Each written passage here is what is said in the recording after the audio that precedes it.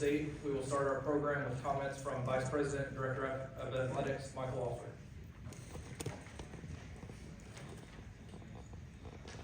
Thank you, Derek. I love sitting at this podium on special days like today because we get to bring a great family home. First of all, I want to thank President McCullough for everything he did during this process, Board Chair Peter Collins, and the entire Board of Trustees for their belief, support of our unified vision for our basketball program. Also like to thank Nada Lucina, Greg Brown, the new advisory partners for their expertise in assisting us through this process. Thank Doug Walker, our Deputy Athletic Director, and Cindy Hartman for their assistance and putting up with me throughout this process. I'd like to thank Laura for putting up with me at the house during this process.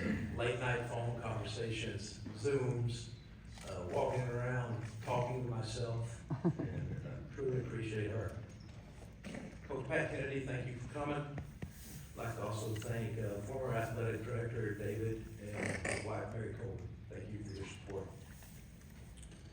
And of course, the entire Loucks family, Stevie, Charlie, Colby, Crosby.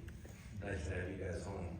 And many of y'all know Stevie was quite the swimmer back in the day in the 50, 100, so she's the speedster of the family. So hopefully the girls get that speed, right girls? Mom's quite the athlete. I know it's a special day for Luke and the families. I want to also start today with a few words about Leonard Hamilton. You know, we've been blessed in our men's basketball program for 23 years to have a man of impeccable character and class. When you look up class and character and integrity, there's always a picture of Leonard Hamilton right there. And we have truly been blessed by the university, what he's meant to this department, that program, more importantly, what his core values are all through this community. And you couldn't ask for a better man to lead this program for 23 years. So I want to thank Leonard Hamilton for all he's done. It's always great to bring home a Seminole family, and there's a few of them in there. But I can tell you through this process, Luke's preparation and really stood out. His passion for Florida State University. Every conversation we had, he just kept bringing it to a different level. And especially when you look at the analytical part of this game, his knowledge of this game, how prepared he was to talk about the future of Florida State basketball, we couldn't ask for someone better to lead this into the next decade plus, right? It'll be here a while. But he brings unique qualities to Florida State, and he fits our culture. And that was so important going through this process of identifying someone who not only knew the game, not only had a vision for where we were going to go in the future, but also who fit our other head coaches. When you look at our head coaches, we have the very best, and a few of them are here, Coach Jared, Coach Bull. We have the best coaches across the country. But more importantly, we have a culture amongst those coaches that is truly special. And it is very important that we found someone who could come in and be a part of that and fit Florida State. And we found him. So with no further ado, I'd like to introduce the next head coach, Florida State University, Luke Loucks.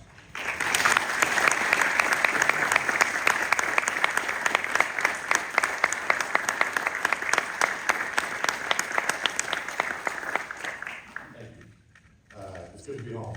It's good to be home. Flying in yesterday was a special moment for our family. Stevie was holding back tears the whole flight. Our kids were thrilled. They've been to Tallahassee a few times. We try to visit quite often, but they don't really know what it means to be a part of what we're about to be a part of. Stevie and I do, and we've been very fortunate and blessed to be Florida State athletes in the past. And we are absolutely thrilled to be a part of it now and for the foreseeable future. I'd like to start out by just thanking God, thanking Michael Alford, thanking President McCullough, thanking Peter and the Board of Trustees for entrusting me in leading this basketball program. We have a PR, one of our VPs of PR in Sacramento. Her name's Shannon, played volleyball at Wisconsin. And through this process, I'm gonna call you out.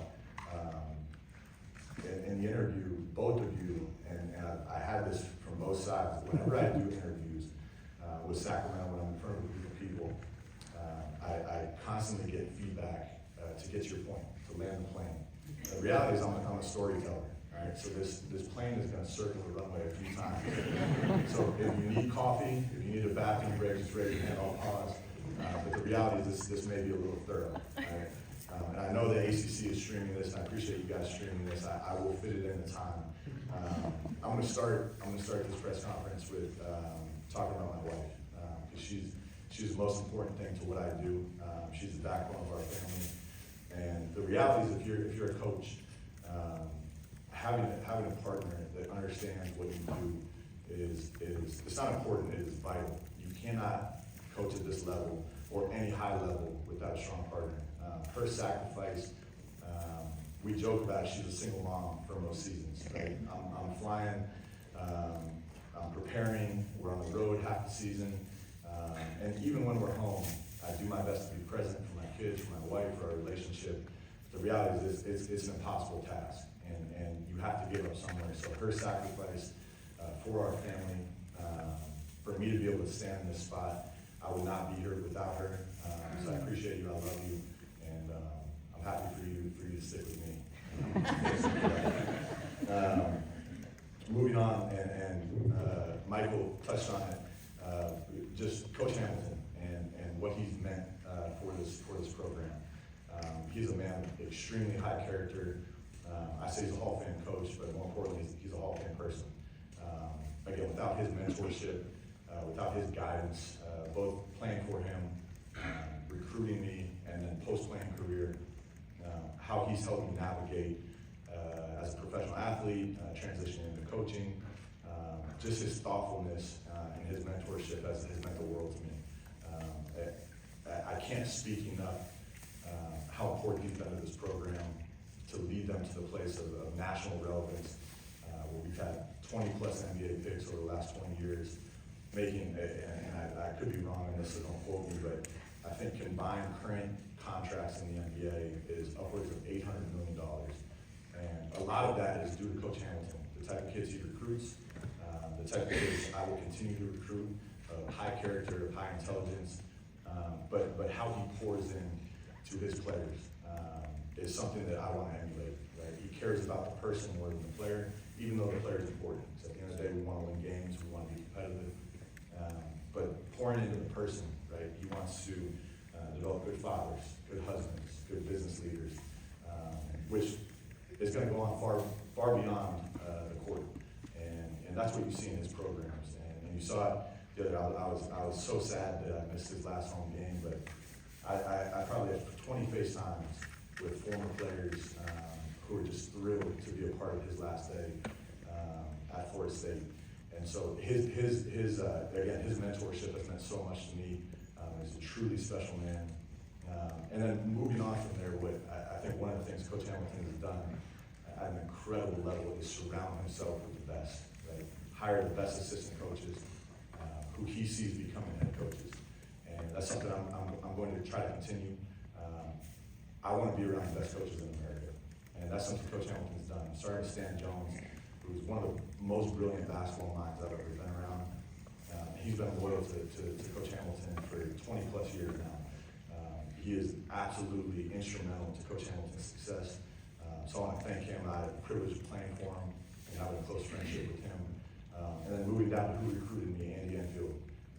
He's unbelievable, brilliant mind. And before Andy Enfield became Andy Enfield, I was playing tennis with him in Clearwater Beach when he'd come down and recruit me. And you can see the competitive nature and just the joyfulness that he had. And there was no doubt in my mind from the day I met him that he'd be a successful head coach. Other names that come to mind, Corey Williams, right? Corey is an unbelievably successful coach. All these guys came up through Coach Hamilton. Dennis Gates, another name that comes to mind. I have a close friendship with him. One of the most loyal, thoughtful people across the college basketball community in all sports. All of these guys come under Coach Hamilton's tree just like I had, you know, and even Charlton Young, you know, at CY, I wasn't at Florida State when I was at Florida State. A lot of people don't know this. He actually recruited me to Georgia Tech. So I've known my mother and I went on a visit in Atlanta, and CY picked us up from the airport. And within 5 minutes, my mom's almost dying with tears from laughter. And his ability to connect will always serve him well. He's a great basketball mind. He's going to be a head coach again sometime soon. And then even going down the list of guys you probably don't know, Matt Kleins, right? He's an assistant for Dennis Gates at Missouri. Guys that were here with me as student managers and GAs, right? Coach Hamilton has this innate ability to see something in people and produce basically what he became. And it's extraordinary, and I hope to continue that. A couple of thank yous really quickly to the Sacramento Kings, especially Mike Brown. Mike Brown's one of my mentors, along with Coach Hamilton, and another guy that I would not be standing here if it weren't for Mike Brown's mentorship. He's one of the first people I met in Golden State, far before I got to Sacramento. Mike Brown and Ron Adams, two veteran coaches that did not need to do this, but pulled me under their wings separately and taught me how to coach, taught me how to teach, taught me how to prepare, taught me what's right, what's wrong, how to operate, especially when things get tough. And in this business, a lot of adversity hits, and the way you handle yourself, far more off the court, is oftentimes going to be much more long-lasting than what you ever do on the court. And those two, but especially Mike Brown, his mentorship, giving me opportunity after opportunity, some of which I probably didn't even deserve. But he saw something in me to build me up, and it led me to this point in my career. Another guy in Sacramento who's now the head coach of the Brooklyn Nets, Jordy Fernandez.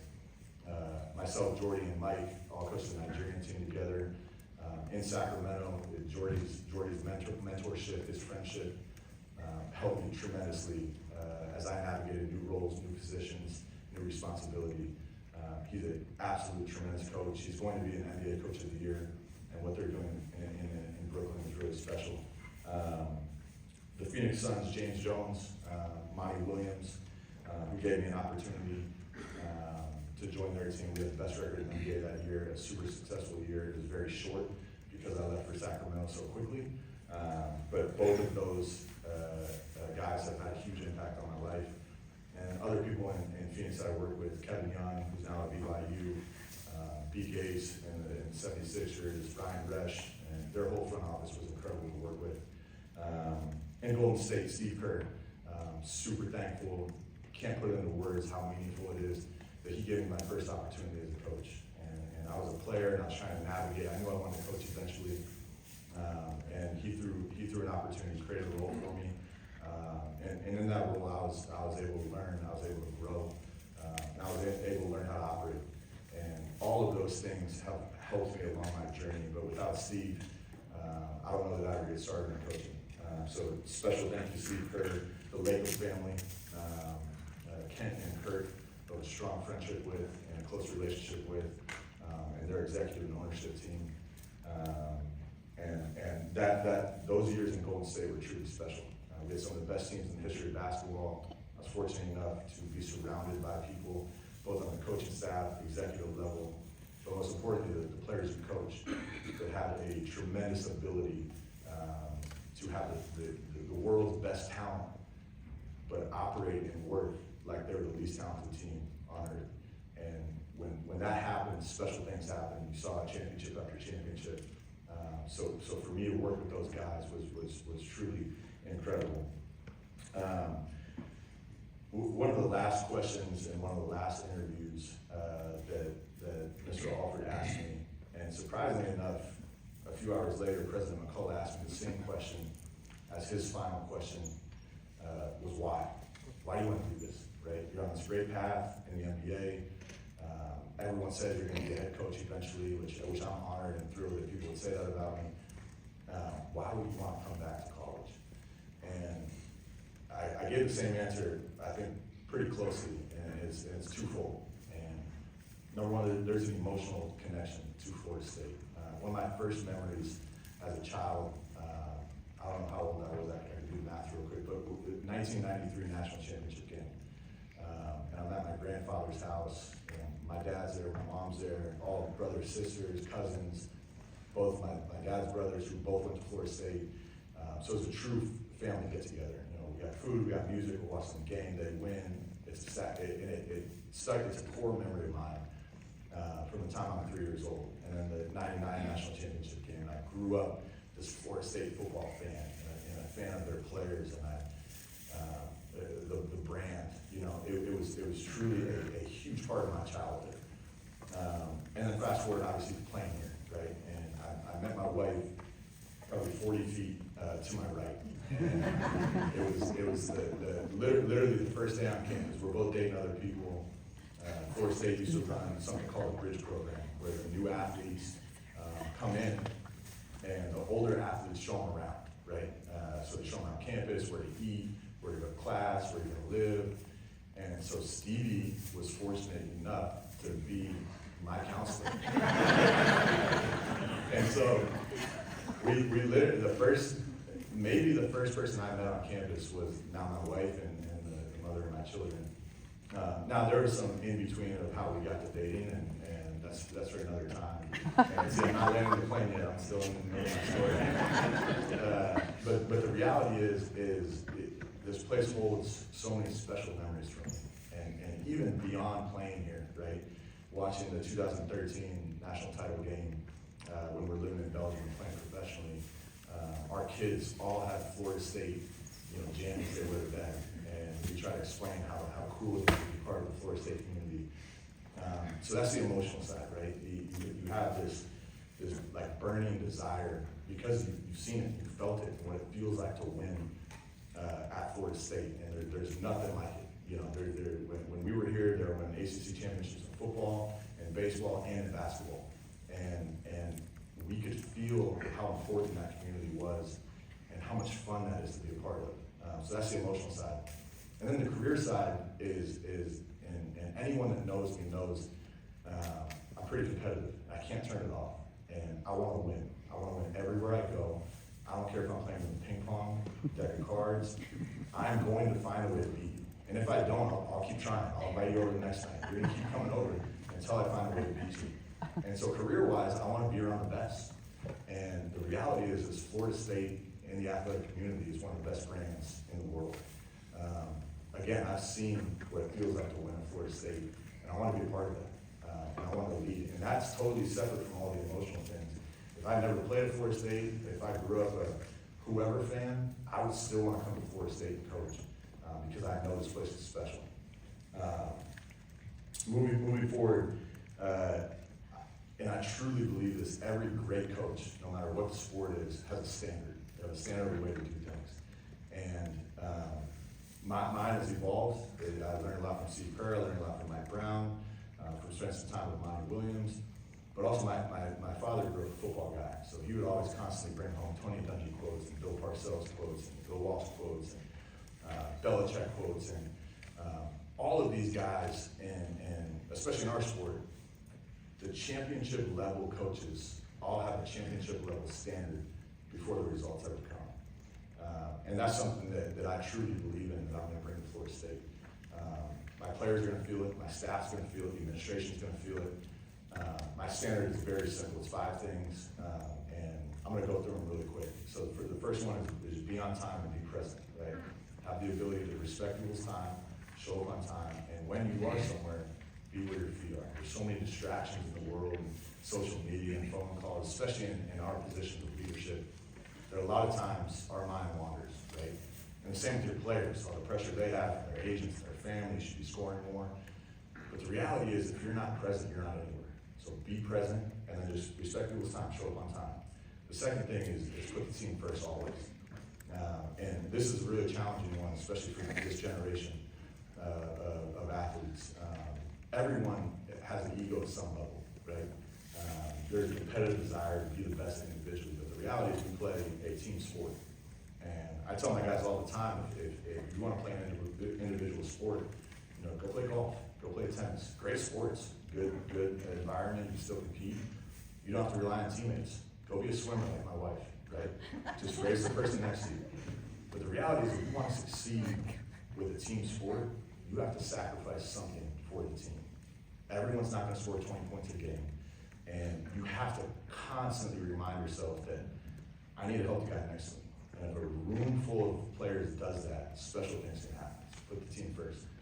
Third part, and again, I touched on this, it's probably my favorite of all my standard, is having a competitive spirit, right? You will not win at a high level if you don't compete. And it has to be a contagious competitive spirit where if anyone does not compete, they stick out like a sore thumb. And to be honest, I'm not gonna wanna coach those kids. I want the most competitive group of kids in college basketball. And I will be relentless in finding that as I recruit, as I find the portal kids, as I go recruit high school kids, international kids, as I re-recruit my own players with the way the dynamics are. I will find the most competitive group that I can find year in and year out. All right. Number 4 is a Belichick quote, and I know he's our enemy now in North Carolina, but obviously you gotta respect what the guy's done in his career, is do your job, show up and do your job. In addition to that, Pete Carroll had a saying, we spent some time with the Seahawks in their training camp, and he had a saying, no whining and no excuses. So that's number 4, do your job, no whining, no excuses. Golden State, Draymond Green added some profanities, which I'm not going to get into in this press conference. But in private, I'll fill you in on those. But if you have a group that shows up, they know their role, they know their expectations, they know what their job is, and every single person in the room executes their job, collectively special things can happen. And finally, number 5 is find joy, right? We play a child's game. I coach a child's game of putting a ball in a basket, right? And the reality is that should be fun. You should find some passion and some enjoyment in what you're doing. And if you can't, you probably got some issues, right? And to be frank, I don't want to be around you, right? And your teammates probably don't want to be around you. So if you have a bad attitude, I'm gonna try to help you, but a consistently bad attitude, you're never gonna succeed at the highest level. So just from again, land the plane. I know that's a lot, but that is my standard, that's my team's gonna feel, and that has nothing to do with X and O's, with analytics, with style of play, but every time someone walks in our building, I hope they feel those 5 things. Moving on to basketball philosophy, right? And I'm not gonna get too nerdy on you guys, but I'm curious, right? And I think the best coaches in the world have a level of curiosity of finding the best ways to do things and constantly doing that over and over and over again. Because the reality is we all think we got it figured out. We think we know the best way. The other reality is someone else is finding a better way. And if you don't constantly stay ahead of that, you will get caught and you will get passed. So if you boil basketball down to the most granular level, right? It's a game of efficiency and a game of possessions. You can win the efficiency battle and you can win the possession battle. You're in a great shot at winning every game. And there's a lot that goes into efficiency, right? Style of play, pace, space, creating efficient shots, what those most efficient shots are, how you create them consistently, how the defense is gonna stop that, how you adjust to that, right? But there's a level of understanding of what efficiency looks like that my team will understand.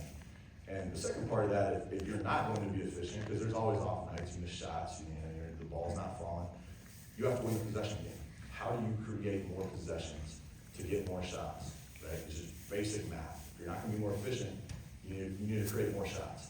Or you limit the opponent from getting more shots than you do. And so there's a lot that goes into that, right? And I'm not gonna cover all that right now. But my most basic basketball philosophy is win the efficiency battle, win the possession battle. Offensively, I truly believe that the pro style is starting to mesh with the collegiate style. For a long time, those two were vastly different, right? You watch college game, you watch pro game, completely different. More and more, you see successful teams playing a pro style, right? And so I'm going to bring some of that, but also meet the college game in the middle a little bit. So it starts with our pace, our space, right? You gotta have great pace and you gotta have great space to become efficient. It's much easier to score on the defense when they're not set. As soon as the defense gets set, especially in college with the spacing rules that we don't have in the NBA, the reality is it becomes much more difficult, your efficiency drops. So you gotta play with pace. And I tell my players, if you play with pace and not great space, if you don't know where to go, right? it feels like a traffic jam. It feels like, Tennessee Street at 3 p.m. You're trying to go fast, but there's bodies in the way, right? You can't get to where you're going. And that creates chaos, and that creates turnovers, and again, that's where you lose possession battle. The third part of my offense philosophy is special paint, right? If you attack the paint relentlessly, you will create an advantage, all right? And whether that advantage is getting all the way to the hoop, one of the best shots in basketball, the best shot in basketball is a free throw, because it's wide open, you just take your time. My players will be able to make free throws. It's very important to me. But the second most efficient shot is a layup or a dunk. And so you have to attack the paint to do that. And again, it goes into your spacing, you have to create driving angles and gaps. But a relentless attack of the paint does two things, right? You get those efficient shots, but it also collapses the defense, right? And that's as a defensive coordinator, Sacramento Kings, it's constantly how do you keep people out of our paint? And then the secondary is how do you protect the rim? Reality is if you're protecting the rim with the help side defender, you're bringing an extra body and someone else is wide open. And so paint touches create rim attempts, free throws, but also kick out threes, which would be the third most efficient shot in basketball. And then lastly, my fourth offensive staple is crash the glass, right? Create extra possessions with aggressive offensive rebounding. Again, analytically, I could go through all the numbers, both collegiately and professionally, of what these look like. But when you crash the glass and create offensive rebounds, you create some of the most efficient shots in basketball. The putback, and again, the kick out three because the defense is collapsed. Defensively, starts with communication. I explained this to Michael, I know he's a baseball guy, but every defense that's ever been any type of good defense communicates at a very high level. And it starts usually with your big who's behind the play, because they can see everything in front of them.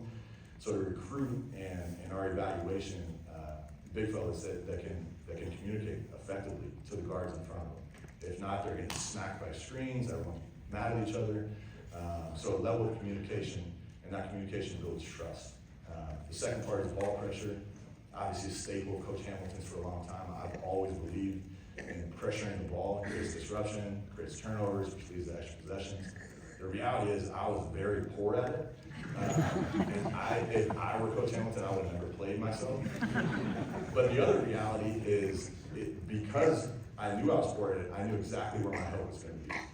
So that level of intuition when you pressure the ball, it's not a blind pressuring of the ball, right? You know where your help's built in, you know where your big's at, you know where to angle people, and to me it's very important. The third part, if you just flip the offense defensively, you have to protect the paint, right? If you allow the ball to consistently penetrate your paint, you're going to be in a world of hurt, right? Whether it's creating shots at the rim, kick out threes, fouling goes up. So there has to be a level of ball pressure initially, and then help behind. You have to trust and know where your teammates are going to be. And then lastly, finish every possession without fouling. And again, it goes into the free throw is one of the most efficient shot in basketball. So we want to get rebounds and we want to contest shots without fouling the ball.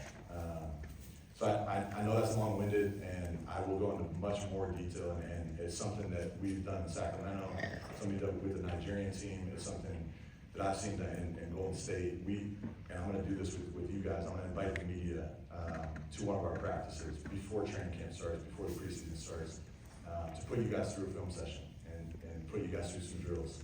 So we'll take you guys up. We'll get you some jerseys. It's going to be a lot of food afterwards, a good barbecue. But you guys will understand when you watch our games what we're trying to accomplish. There's going to be no confusion. And our players, most importantly, will understand our vision and our style, right? It is going to be a style, and I'm not going to go into the teams that play like this in college, but I promise you they're very successful. In closing, and again, I'm going to keep repeating this, it is an absolute honor and privilege to lead this basketball team. Our family could not be more excited to be back in Tallahassee. Just being in this room, it brings me back to college and how many times I can sit in these seats and yawn while someone like me is up here talking. So I appreciate you guys being here.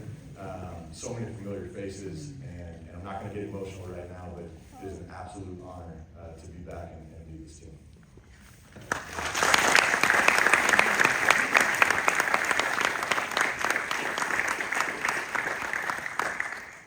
All right, now we're going to take questions from the media. remember, raise your hand, get the microphone. If you don't mind identifying yourself, name and affiliation, so Coach can start getting to know you guys. We'll start with Chris right here in the middle. Thank you, Jack. Hey, first and foremost, congrats, Chris Nee with North 24/7. Where are you at with assembling a staff, and what do you look for ultimately as you build out your staff? Chris, let me ask you a question. When's the first time we talked? Oh, man. 06 maybe? 07, right in that 16, ballpark. yeah. I was young, and you were too. I would say, yeah, we're both babies. Yeah. So I appreciate it. I've known you forever. So staff's gonna be super important to me. Out of respect for Coach Hamilton and his staff, I'm not gonna comment on staff right now. Again, they're on their own journey right now, and it's our job to support that. And we have a big game tomorrow against Syracuse. Myself and Michael are gonna fly up, and I'm gonna be a fly on the wall, and I'm gonna sit in the stands, and I'm gonna support Coach Hamilton. The reality is he still has a great coaching staff, and so I'm not gonna comment on my staff or their season's still going on. All right, we'll go to Peter on your right. Hey Luke, Peter Holland, College Democrat. My question to you is, being surrounded by NBA coach like Steve Kerr and Mike Brown, and playing for Larry Hamilton, what attributes that you take from being surrounded by all those coaches, and what some percentage is your personality? Yeah, great question. Going back even before those coaches, I had a middle school coach in Oak Grove Middle School in Clearwater, Florida, named Jamie Bobby. And Jamie Bobby was one of the most fun and interesting coaches I've ever played for. And maybe it was just because I was young and having fun. I still to this day use some drills that Jamie Bobby taught me at Oak Grove Middle. And going on to high school with Jack Hoyt and John Favino, one of his assistants. Jack is a Hall of Fame level coach. He's been retired for 10 plus years now. But I've learned so much from those two, even before I played for Coach Hamilton. And the reality is, you could call it fortunate, blessed, lucky, good fortune, however you want to word it. I've been surrounded by great coaches my entire life. And maybe it's just right time, right place. Maybe it's God, maybe it's, whatever you believe in. But the reality is, I've had the experience, even as a player, beyond Coach Hamilton in Europe, Hall of Fame level coaches, at every stop, that I was ability as a sponge to just soak up their wisdom and their knowledge. And through that, especially in my coaching career, you figure out really quickly what matters to you. And for every coach, it's different. Coach Hamilton's much different than Coach Brown. Coach Brown's much different than Steve Kerr, right? Steve Kerr is much different than a coach I played for in Latvia, right? They all have their qualities of things that you like and you want to replicate when you get in that seat. So through that, and I know I'm getting back to it, through that, they're again, going back to the standard, I feel like every great Hall of Fame level coach has some sort of values or standard that does not bend. It's an everyday thing, and their job, Pat Kelsey actually said it in his opening presser with Louisville last year, and look at the job he's done. A lot of people call us the CEO, and he's like, I label myself as the CRO. And I'm like, what are you talking about? And it's the Chief Reminder Officer, and you remind people every single day what your standard is, and you do not bend. And that's something to me that all the great coaches have. The standard may be a little different, the values may be a little different, but there's an unrelenting ability to get a group of individuals to understand what the vision is, and then go out and execute it every day. All right, we're gonna stay right there for the next question. Hey Coach, Jordan Silversmith, Commonwealth Nation, welcome back to Tallahassee. Thank you. The last time you were here as a college athlete is not what collegiate athletics looks like today.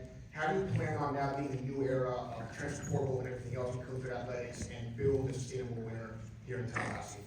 Yeah, good question. The reality, and I'm fortunate enough to have a lot of close relationships with a lot of Power Forward head coaches.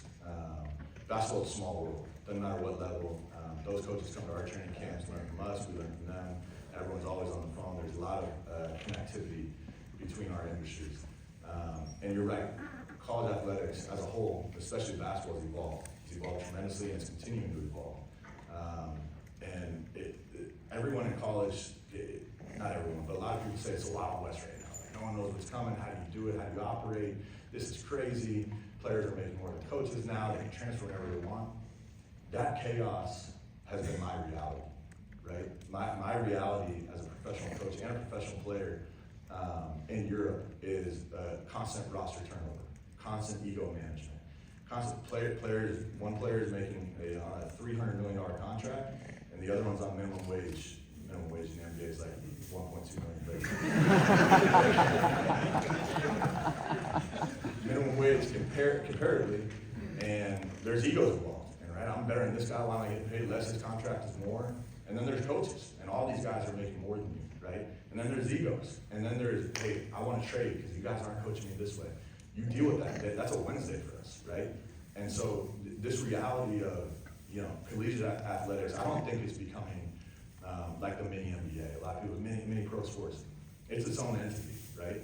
But there are a lot of similarities and parallels to what our reality has been at the professional level. So I'm very comfortable building those relationships, getting guys to trust you as a coach and as teammates, right? Especially you look at, I think Rick Pitino talked about this, you look at the EuroLeague, and if you get a 2-year contract in the EuroLeague, it's like shocking to people, right? For the most part, you have a couple local guys, and everyone else on roster is a new player. And coaches got to deal with that constantly, right? That turnover. And that's just something you got to do.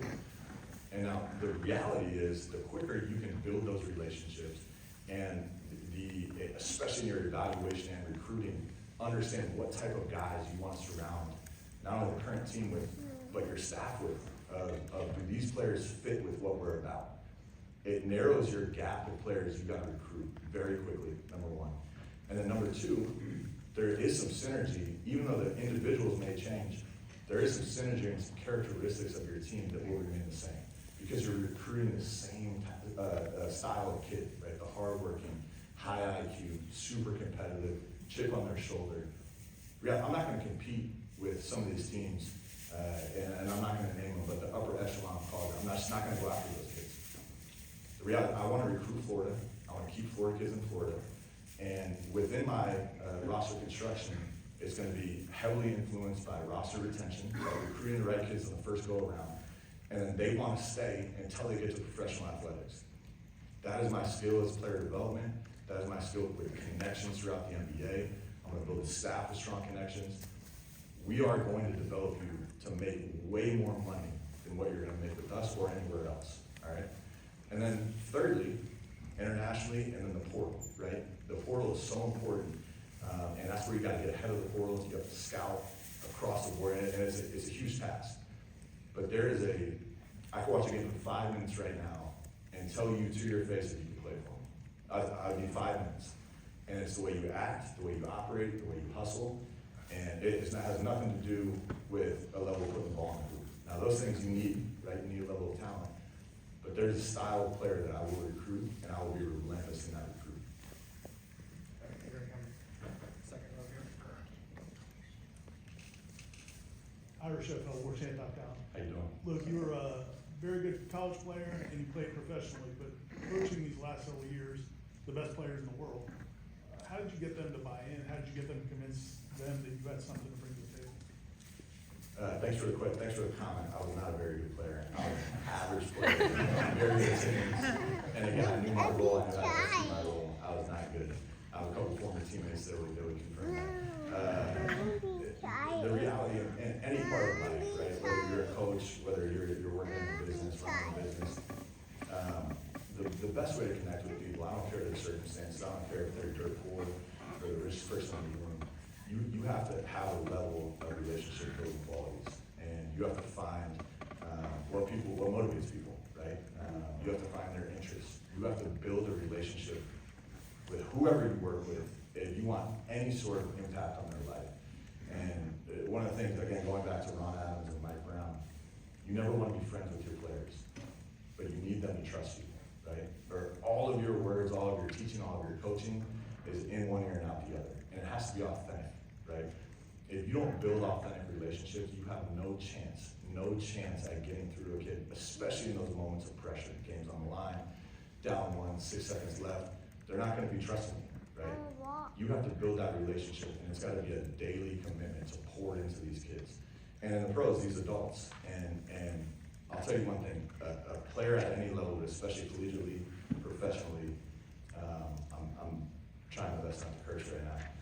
They can read through the crap, right? They know if you're authentic or not. They know if you actually care about them or not. And one of the qualities our staff is gonna have, so again, starting with me, is we're gonna be relationship builders. We're gonna be able to communicate effectively, and we're going to understand that these relationships are far more meaningful than anything we teach or coach. Through that, right, now you have the ability and the connection and that emotional side of what's special about our business. When you do have to be on someone, when you do have to hold them accountable, when you do have to teach them hard and coach them hard and make them run, that comes so much more naturally because they know you care about them. We're gonna go back, fourth row, kind of toward the middle. Hey Lou, Matt Minnick with Tom Automation. How you doing, Matt? Doing well. Happy to see you here. You talked a lot about the metrics, the efficiency. That's exciting news for me. I can't wait to geek out on some of that with you. I'm not going to go too far in the weeds right now, but your teams have been gifted with tremendous passing bigs, the Draymond Greens, the Domantas Sabonis guys that really help facilitate the offense. Is that something that when you talk about, you know, the NBA style starting to mesh with the college style, are you going to look for a big who can pass? Yeah, 100%. And like you said, I've been blessed to coach those guys, the Draymond Greens, the Sabonis, and there is a basically it opens up new doors when you have a skill group. Now there's different ways of doing it, right? You can have a rim protector, you can have a lob threat that constantly collapses the defense, and with those guys, you just don't play through them as much. With a guy like Sabonis, we love giving him the ball because he makes good decisions. He can read the game, he can manipulate the game. Again, there's different ways of doing it. I would prefer the more skill and the more players I can have on the floor that can read the game, right? And I don't want to call it positionless coming out of positions, but versatility is a good word. But understanding what we're trying to accomplish and understanding how to create, again, I'm going to keep going back, how to create an efficient shot, not only for yourself, but most importantly for your teammate. And whether that's my big, my point guard, my wing, 2, 3, 4, it doesn't matter. I want as many of those guys on the court as possible. And the reality is there's a lot of different style of players, but if you watch college basketball right now, and especially the top level teams, there's a couple of teams that have true bigs that just dominate the paint, right? But a lot of these guys, more and more, like you're saying, and part of it's because of the international game and where the game's evolved, you have bigs now that can pass, they can shoot, they can dribble, they can get pick and rolls, they can be the ball handler, the screener. There's a lot of versatility with the way the game's being played these days. But again, I'm going to recruit tough, hard-nosed kids that hopefully have an elite level skill. And when you mesh that together as a puzzle, and, you know, there's going to be a lot of different puzzle pieces within that. All right, we'll go second row on your left. Lou, great to meet you. Congratulations. Thank you. We are rooting for the Tallahassee Democrat. This last month or so for you, I imagine it was a very long, difficult process, but can you kind of go back and curtain on what this was like balancing your role in the NBA, interviewing this job, and then also kind of fun to realize this was coming together and materializing, if you can kind of put into words what that meant to you? Yeah, first and foremost, it was an absolute honor to get the call from Michael and Doug Walker, and who's been incredible through this whole process. I'm truly honored and thrilled to partner with these guys. I think they're about the right things. I think they want to win, and I think their support is going to be instrumental in what we're doing. But the process through that, and through Nada and her group and Greg and the new search firm, it's been seamless. And a lot of it, Michael starts every interview with, this is just a conversation. And as you guys get to know me a little more, I like to talk. And so these conversations were very organic, they were natural. Obviously I prepared and put some stuff together of what I believe in. It was fairly thorough. We didn't get through even half of it, but they had a lot of reading material at home. I gave them homework, which they did a great job with. And even President McCullough, surprisingly, like, they passed the information on to him, and he was geeking out about it. And he's asking me all these analytical questions about paint touches and driving kicks and how the pace works and what these graphs mean. And I'm like, dude, I don't even know you. This is awesome. You know, if this is who I get to work with, I'm pleased. So the process has been incredible. It's been thoroughly enjoyable. And even if I didn't get the job, right, and I would be disappointed because I really wanted it, Even if I didn't get the job, I felt like it made me a better coach, right? It makes you condense all your ideas. It makes you put on paper what you're about. And to me, whether I got the job or not, I really, really enjoyed getting to know these individuals, and it was completely seamless for my family. All right, we're gonna come back over to your right, second row. Corey Clark with Portugal, good to see you. So you're here, man. Corey, you look good. Hey, thanks. You lost some weight, man. I have. Thank you for noticing. There you go. When you talked about, not only talk about the staff, I'm not gonna ask you about the staff, Yeah. but the job itself, once the fun of being the new Florida State head coach wears off, the excitement of this, you get to work. Like, what does the next week look like for you? The portal, I think, opens up in 2 weeks, maybe? Can you just kind of, your timetable of putting together a roster, putting together a coaching staff, and having to do it very, very quickly? Yeah, it's a great question, and it feels like both with excitement of people you know and the text and the call. I apologize to everyone if I haven't gotten back to it. I will. I promise I will. But it's a lot to deal with, and it's all great stuff. You know, congratulations. But it's also, like you said, there's time constraints, right? The portal is not waiting for anyone. And there's a reason I wanted to finish with Sacramento Kings. I think we have a chance to do something really special this year, but the reality was it was impossible, right? It was after conversations with Michael, with the Kings organization, it's like, guys, if I don't get here and get going, I'm gonna pay for it for the next 12 months. And so immediately, right, and I always try to break it up, it's just the way my brain works, but you kind of segment things, right? You gotta think about your staff, you gotta start building it, you gotta figure out all those aspects. And again, I'm not going to go into detail on that with respect to Coach Hamilton and their staff. You got to think about the current roster, right? You got to think about who you like, who you don't. And I think they have a great team and a lot of pieces that I'm going to consider, but you also have to get to know those kids, right? Their personalities, what they're about, how they work. So getting here and then obviously traveling to ACC and watching them up close will be greatly beneficial for that. And then you got to start getting ahead of the portal. And through this process, you'd be an idiot to not start using your resources at the NBA level, right? We have huge college scouting staffs, and not only the Sacramento Kings, but relationships you have throughout the league. So as you start watching film of guys that potentially could transfer and potentially could be in the portal, you're connected with the agents. Like I said, the basketball world is small, right? You're connected to all these things. And once people know you're interviewing, now you're getting peppered with this guy will play for you, this guy's gonna be good, this guy's gonna hit the portal. You have agents, you have other coaches, you have scouts hitting you. So through that, you mesh this huge list and condense it down of like, hey, these are the guys that if they hit the portal, I'm gonna look at. And I'm gonna give a strong look at, and I'm gonna staff do intel on, because it's such a small window, right? If you're not, as soon as that portal hits, if you're not 3 days ahead of that, you're in trouble. So the reality is you have all these different things going on. And then on top of that, we have, I call it a responsibility or a privilege to come do this, right? And get to talk to you guys and explain what you're about and your vision. All the while you have 3 kids under 7 that you're trying to be a father to and trying to remind your wife that she still has a husband. So there's a lot on the plate, and I probably slept a combined like 9 hours in the last 3 nights. And Stevie's sitting there like poking me in the middle of the night because I'm texting away my phone, I'm on my laptop. She's like, just shut it down for an hour. You can't, there's a quote that college coaches use, we sleep in bed. Like, this is the time. You don't sleep, you operate at full capacity in everything you do. And that's not even hitting half of the other things you gotta worry about and deal with. But that's where all my focus is going right now. All right, we'll go back to your left, fourth row. Hey Lou, Kurt Weiler, the outfield, welcome back. Yeah, thank you. Obviously, you stepped into the role as the defensive coordinator for the Kings this year. I guess how much defense does that go back to your time with playing for Leonard Hamilton? Obviously, a big part of his background. And how valuable a resource do you expect him to be as someone you could go to, a unofficial advisor of sorts? Yeah, again, Coach Hamilton and I have a great relationship. I'm gonna lean on him quite a bit. And he's, whether I ask for it or not, he's gonna give me his opinion. You guys know him. He's a lot like me. He's a storyteller. I always tell my wife, I'm gonna answer your question in a second. Here I go with the story. I tell my wife about my visits to Coach Hamilton in his office, right? He's still the same couch, 25 years. Same couch I sat on when he was young, he would turn the ball over.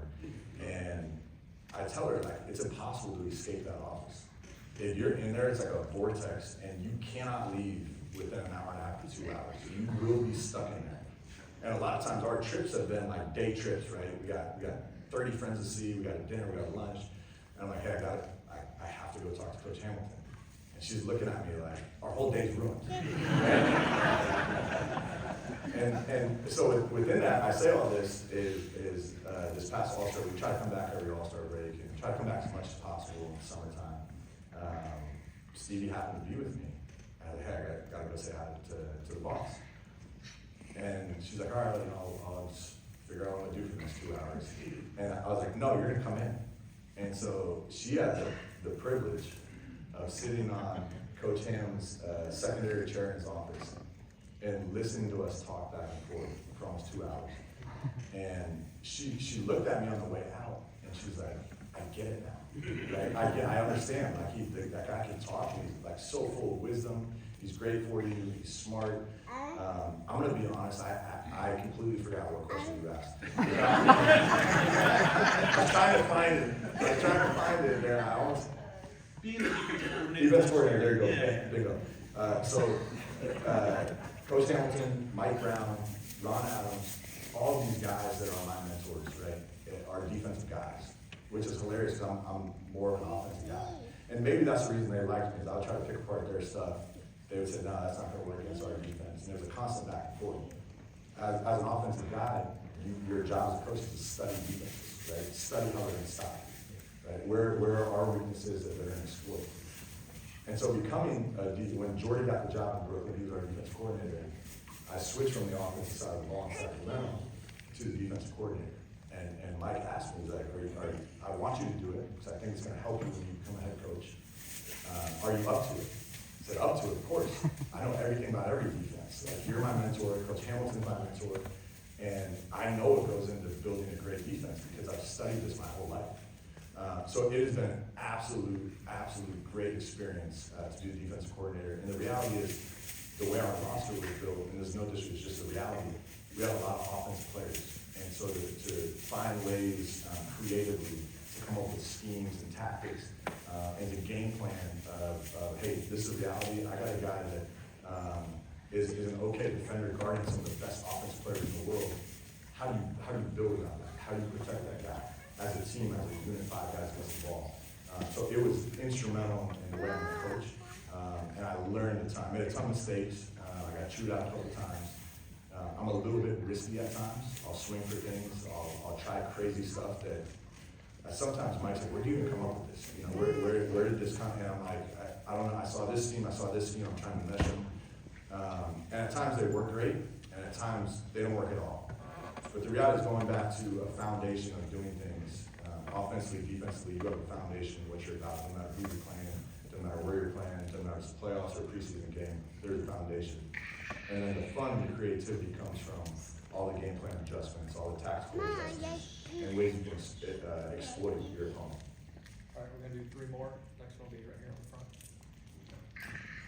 Brian Shelley, WCTV.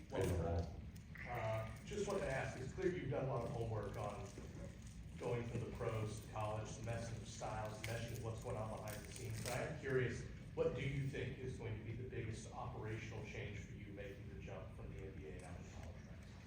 Yeah, it's a great question. I got into it a little bit. The reality is, in the pros, we have massive amounts of resources, right? They just financially, it's an insane amount of people that get 12 to 15 guys on the court. And at this level, you have to be much more resourceful with the way you do things. All right, that's number one. Number two, in the pros, and there's a lot of bridging the gap and meshing, but you generally have really 3 things. You have your business side, you have your front office, and then you have your basketball operations, which is your coaching staff.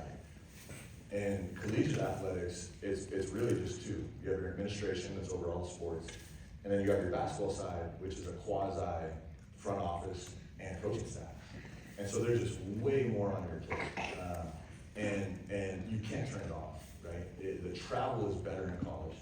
And before the All-Star break, I think we played 14 out of 17 games on the road. And even up to this point where we flew to Tallahassee, over the last, I think it's 50 or 51 days, I slept in my own bed like 12 times.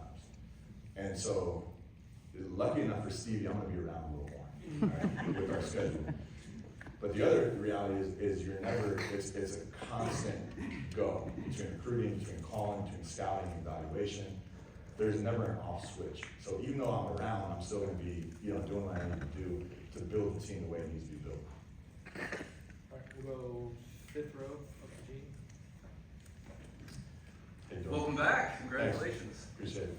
Hey, Corey stole my question, but I got a backup. Curious, when did you realize, all the players always want to coach at some point, it seems like, but when did you realize you wanted to coach? And then also, when did you realize you might be pretty good at this? Was it feedback from a player? Did another coach say you got the chops to do this? Or when did that realization come for you? Yeah, the first one, I think I was 8 years old, playing Pee Wee football in Clearwater, Florida, and they give out all the rewards, right? And MVP, blah, blah, and I played quarterback growing up in football, and they gave me the coach's award. And I was like, coach's award? Like, I should be the MVP, what are we doing? but the reality, my dad was a coach at a smaller level in high school football growing up, and again, I was just surrounded by people I found fascinating. As a child growing up, or just through my teenage years, I always found that side of preparation and that side of, game planning. I found that fascinating. It's probably why I got to the level I got as a player. Because if any of you have seen me play, I'm probably the slowest player to ever play here. Like, I have no athleticism, but I found a way. I found a way to be smart, I found a way to be aggressive, and I found a way to fit in and help the team win. So there's always been an aspect of coaching that I've always really liked, and especially as I got to that point in my professional career where I knew things were wrapping up, I was getting injured, I had spine surgery, I tore my hamstring, there was constant injury. I'm like, my body's done, but my mind's sharp. So let's transition that into something that could be useful and something I'm passionate about. The second part, and I think it goes back to who you surround yourself with. I've been so fortunate to be surrounded by some of the best and brightest minds in basketball. And for whatever reason, they've poured into me and helped me so much along the way. And not always, but maybe once or twice a year, Mike Brown would take me out to eat.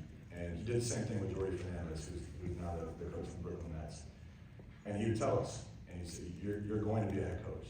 It's not a matter of if, it's a matter of when. And it's my job, just like Greg Popovich did for me, to help you get there. But more so to help you get there, to prepare you when you get that job. And so in the back of my mind, it always kind of stuck of like, oh, I might have a real shot at this. Now on the flip side, you can be brutally honest with you. You gotta be better at this, you gotta do this differently, you gotta communicate more effectively, you stand in front of a group, you have to have a presence. And there was constant feedback, which, again, he didn't have to do this, but he had someone do this for him. And that reality is what got me to this point. If I didn't have a guy like Mike Brown, if I didn't have those mentors, Leonard Hamilton, I wouldn't even sniff this. I would still be doing player development at a low level in the NBA. So those people are the reason I'm standing here right now. All right, last one, we'll come back to Ira, second row, on your right. I know Coach Kennedy's here, and they had a lot of success when he was here. Yeah. Coach Hams had success, going back to Coach Jordan, they had success. But when you play at Florida State in the ACC, there's not necessarily the expectation that it's gonna be at the top of the heap. Can you just talk about winning at Duke, what you guys did the ACC tournament, what those accomplishments did for you, and how do you carry those into this job? Yeah. First, you forgot about Don Loucks, our first head coach at Florida State. I do not know if we're related. You mentioned it. We've had a rich history of coaches, and I don't know the exact number, I want to butcher it, but I think it's like 7 coaches in the last 76 years. Like, not only great coaches, but they've been here a long time. And that's what I'm signing up to do.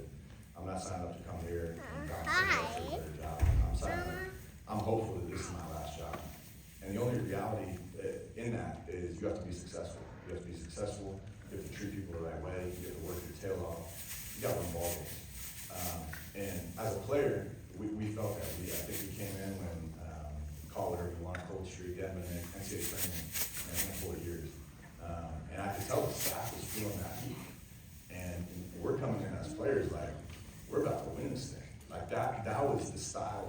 that we had an unbelievable, unwavering confidence in what we were doing. And it was probably a little naive, a little absurd, but that confidence is what brings the group together. Now you can win at Duke, and now you can beat Carolina by 30. And those things are what I'm looking for here, right? I said it earlier, I'm not setting expectations, and a couple of people I'm close with, they're like, do not talk about winning championships, do not talk because it sets a bar. So I'm like, I want that bar. I'm coming here to win. And if anyone doesn't like that, I don't want to work with you.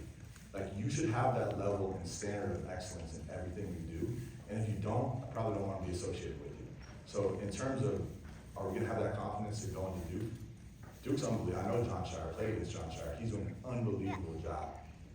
But I don't care if it's Duke or we're playing Charlie's 700 team. I'm coming to win. And everyone that plays for me, everyone that works with me is going to feel that.